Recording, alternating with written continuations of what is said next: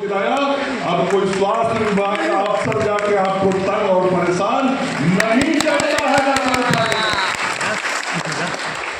सबको मालूम है कि अब आप स्वास्थ्य विभाग के द्वारा मोहर मारे हुए स्वास्थ्य कर्मी, सबको मालूम है कि उन्हीं लोगों ने ट्रेनिंग दिलवाया। तो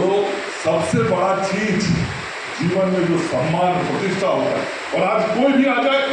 आप सम्मान से दवा दुकान पे बैठे रहते हैं, या आप जहां अपना सेवा देते हैं आप बैठे रहते हैं, कोई आता है सम्मान से उसको बैठाते हैं, कुर्सी पे चाय पिलाते हैं, वो भी आपसे सम्मान से बात। तो नीतीश कुमार जी के नेतृत्व में यदि सबसे बड़ा चीज मैंने आप सब लोगों को देने का काम किया है, तो मुझे इस बात की खुशी है कि वह चीज है आपकी प्रतिष्ठा, आपका सम्मान, उसको मैंने स्थापित कराया। फिर उसके बाद आगे वाला बात कभी छूटता नहीं था, सब इसके आगे वाला। तो तब तक दुनिया में कोरोना आ गया, एक महामारी आ गई,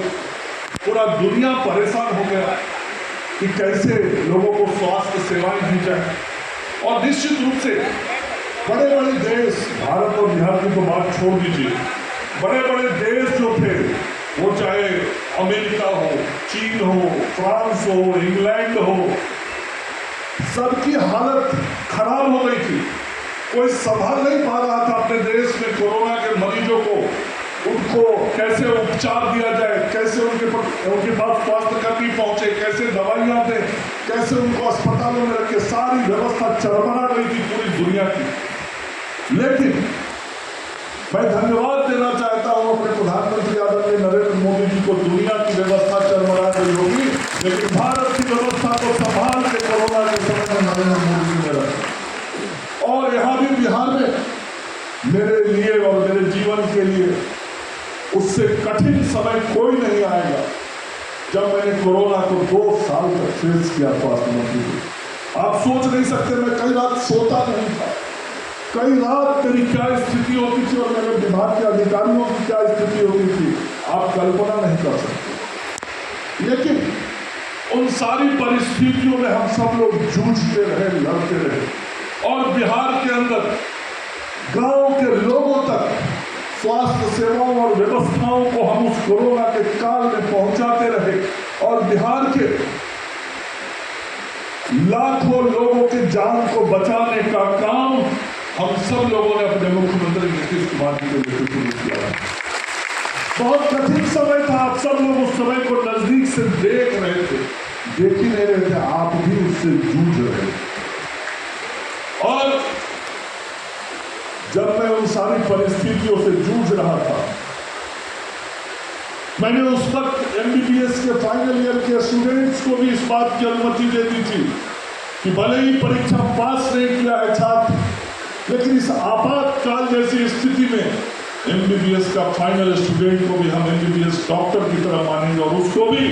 इलाज करने की हमने छूट दे दी थी, और उसके लिए अलग से राशि भी उनको देते। और हमने उसी वक्त अपने अधिकारियों को बैठा के कहा कि महामारी इतनी बड़ी है, ये लड़ाई इतनी लंबी है, इतना कठिन है कि हमारे पास जितना मानव बल स्वास्थ्य सेवा देने के लिए है यह पर्याप्त नहीं है। हमने जिन लोगों को प्रशिक्षण दिलाया है, हमने जिन लोगों को ट्रेनिंग दिलवाई है, उसको शिक्षा दिलवाया है NIOS से, वैसे सभी गांव में बैठे हुए स्वास्थ्य सेवा देने वाले लोगों का भी सहयोग हमको लेना चाहिए। और आपको याद होगा, आप सब लोगों को सरकारी रूप से पहली बार अधिकृत करके समाज के सेवा करने की जिम्मेवारी यदि दी, तो हमने अपने मुख्यमंत्री नीतीश कुमार जी से पूछ के दिया था, और कोरोना के समय में आप लोगों को अधिकृत कर दिया था कि आप मरीजों को स्वास्थ्य सेवा के संदर्भ में सुझाव और परामर्श दे सकते हैं, और जो मदद करेगा उसको 200 रुपया प्रति मरीज के हिसाब से उस समय राशि भी मैंने देखी थी। राशि बड़ा बात नहीं था, मैं फिर कहूँ, राशि विषय नहीं था, विषय ये था कि आपको सरकारी रूप से अधिकृत पहली बार उस वक्त किया गया था कि नहीं किया गया, उस वक्त तालियां नहीं बजाना। इतना बड़ा चीज किए थे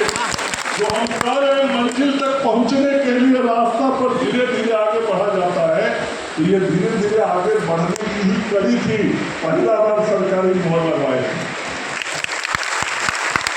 और हमने आप सब लोगों के सम्मान प्रतिष्ठा के साथ साथ सरकारी व्यवस्था